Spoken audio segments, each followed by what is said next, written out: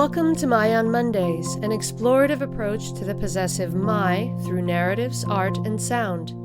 Each Monday brings a new creation and unique perspective. My on Mondays is brought to you by MING Studios, a contemporary art space and international artist residency program dedicated to the exhibition, experience, and exploration of arts and culture. Along with exhibiting artists from around the world, MING also serves the community by hosting innovative programs including performances, workshops, screenings, readings, artist talks, and other cultural activities. For more information, or if you'd like to participate in My on Mondays, you can visit our website at mingstudios.org.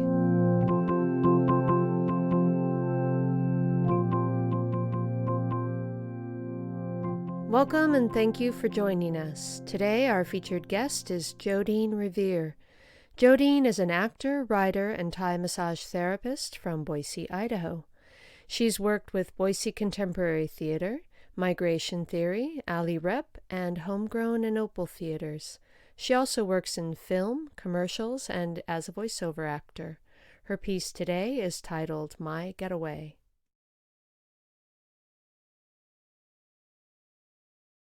I'm running away from home today. Toothbrush, books, a change of clothes, computer, phone, appropriate chargers, a comb, tucked into a small carpet bag that can be transported with ease. It is November 2020, and the idea of going somewhere, anywhere, feels thrilling and reckless. With a giddy heart, I throw the bag on the front seat of my 1997 Nissan and drive the 6 blocks to my daughter's house, my staycation for the next 48 hours. My daughter has actually gone somewhere else, Los Angeles, for her best friend's birthday.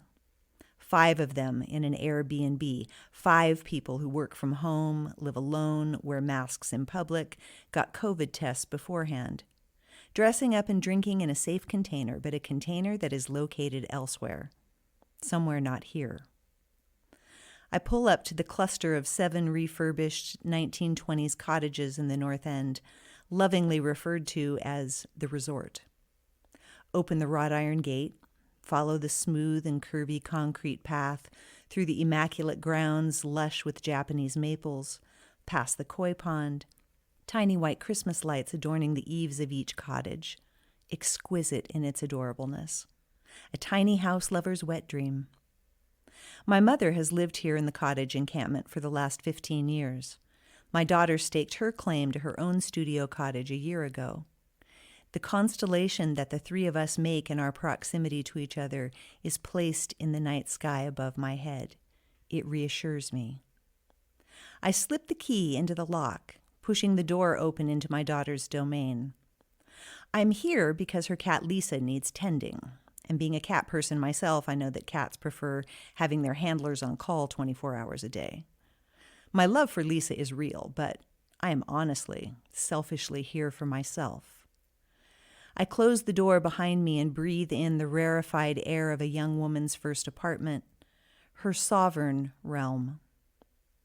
Smooth Korean counters, mason jars containing cat food, rice, polenta, labeled appropriately, of course. Plants arranged artfully in the kitchen, on the mantel, on shelves, and on the vintage brass and glass coffee table. The tiny apartment-sized refrigerator and stove, a slightly larger version of a child's playhouse appliances. The cottage is a studio, but an ingeniously designed one, with a series of doors that allow you to flow in a circular pattern, creating the illusion of multiple rooms. Living room, closet, bathroom, kitchen, back to main room. A Murphy bed allows for a sense of spaciousness along with plentiful windows, hardwood floors, a fireplace, a free-standing room of her own.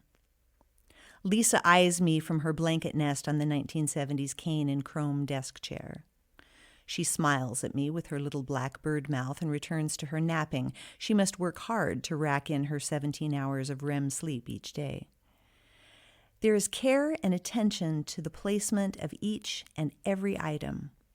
No clutter at all.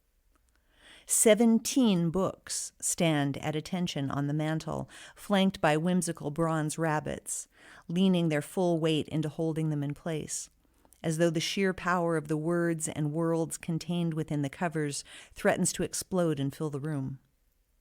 Small photo galleries of Polaroids from college. Her dad and I when we were married, a family photo of the three of us in a gold and red velvet frame from when she was 2, the only professional photo of the three of us. I always hated posed family photos that adorned people's walls in larger-than-life displays that were updated regularly.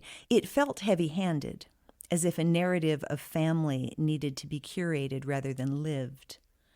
I can feel the sadness and anger that she has that this is the only image from when she was too young to really remember that we were happy. We were all happy for a long while. I passed the whiteboard by the front door containing bullet points of plot, characters, and deadlines. Encouragements of "you are enough" and "try again," affirming and cheering. She leaves herself love notes to quell the poisonous whisperings of doubt from within, the desk poised and uncluttered, ready for brilliant literary action. Weighted blanket, like an enormous crocheted jade green reptilian potholder, and pillows just so, on the deep royal blue velvet sofa. Pleasing textures abound. A perfectly curated wardrobe of well-made classic clothes hung neatly, evenly spaced, and uncluttered in the open closet. The precise amount of clothing. A tiny bathroom. A plant, a glass soap dispenser, and a wee whiteboard sign with a friendly reminder to place your hand over the nozzle because it's messy. Artisanal body care products in pleasing packaging, sleek, modern, sophisticated, no glut of second-rate drugstore cosmetics. There is no clutter anywhere. Being in her space is soothing, inspiring, feels full of a drive and ambition I had wistfully longed for but was ultimately too lazy and easily distracted by love to grasp for. I breathe deeply of the heady elixir. I respectfully bow and honor her focus. I do not go through her drawers looking for vibrators or drugs or remove the unmarked moleskin journals from the rabbit's sentinel guard on the mantel or look through the daytimer on her desk. I'm not one of those creepy neighbors from that Raymond Carver short story. I'm not here to snoop. I trust my daughter to share with me the parts of her life that she wishes to. And I know all too well that journals are for saying the things you cannot and will not say to anyone else. To clear your head and heart from the monstrousness that lives inside of you, that is for no one to be privy to. It's not for others, it's for you. I have deep respect for that. But, as I said, I'm here for me. To step away from my things, my cats, my laundry, my to-do lists, my clutter, comparatively. To get out of my forest and see some new trees. I play a game with myself each time I'm in her home. If I lived here, what would I bring with me?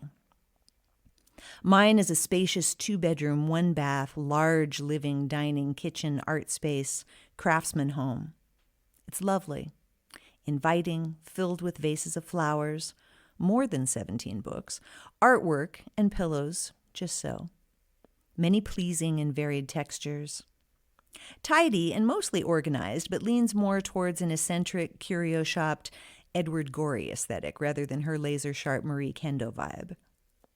Her Versailles mind palace, so multi-leveled, so opulent, she needs her physical surroundings to be calm and restrained, to act as a nurturing greenhouse for her rich inner life. A space populated with wild but delicate, rare, and exotic blooms that demand precise conditions to thrive, to choke out the noxious weeds of mediocrity. There's no living vicariously through her talents and choices. I do indeed have my own talents, and mostly don't regret my choices. She's often an inspiration for my creative and artistic expression. I wish to surround myself with people who challenge, inspire, and surprise me.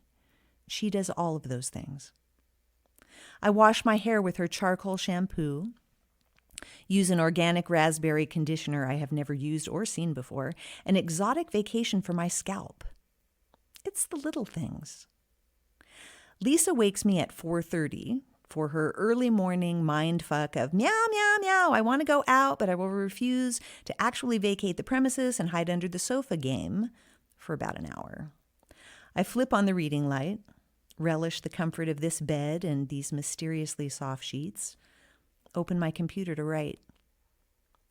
I suddenly want to listen to music, and although never nostalgic in my choices, I find myself listening to Suzanne Vega, thinking of the first time I listened to her self-titled album. New York, the autumn of 1985.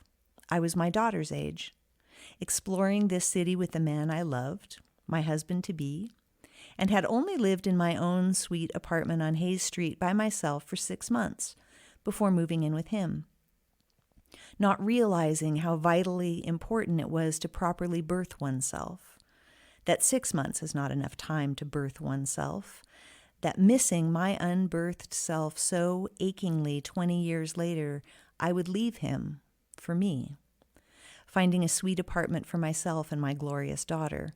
But I was still not alone. And then there would be another man whom I would live with until he left, and then another man who I thankfully did not live with, and then my daughter would leave for school, and wisely there would be no more men, but now I have a roommate, so I still don't live alone, but when I am here in her house, it is just me and Lisa. It's a different vibration to be truly alone in a space, not lonely, but alone. Something happens in that space that does not happen when someone is in the other room or will be back in a couple of hours or a couple of days. So grateful to drink from that secret well for a couple of days and have that particular thirst slaked. Then, like a camel topped off at the oasis, make my way back to my home with fresh eyes to see the negative space of possibility between my individual trees. Writing as the sun was coming up, then having coffee with my mom across the courtyard. She who lives alone in her own ordered space, with a fire burning, flowers in vases, delicious food on the stove, books everywhere, pillows just so. She who never lived alone in her own place until she was 55 years old. Now she would never relinquish this solitude. A long walk in the cold, bracing November sunshine, new thoughts, perspectives, ideas, and awareness bubbling. Purchasing a few simple groceries, satsumas, a pomegranate, carrot slices ready for easy snacking, the prerequisite baguette, salami, and cheese.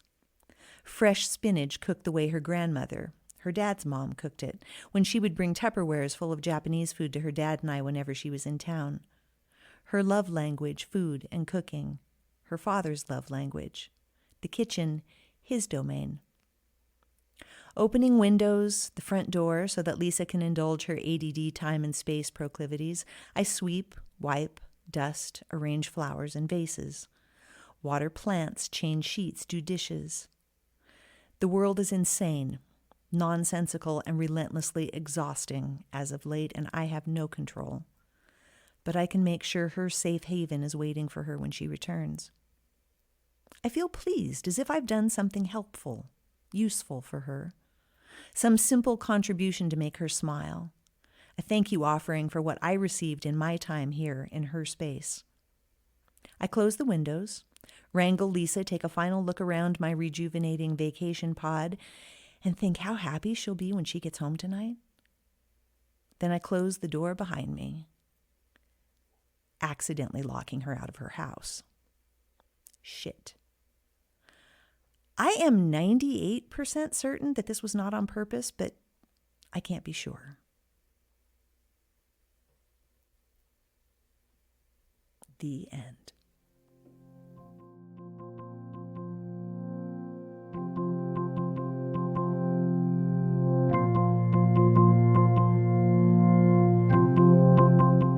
We're so glad you joined us today. Join us next week for work by Bosnian poet Jevad Vrabac.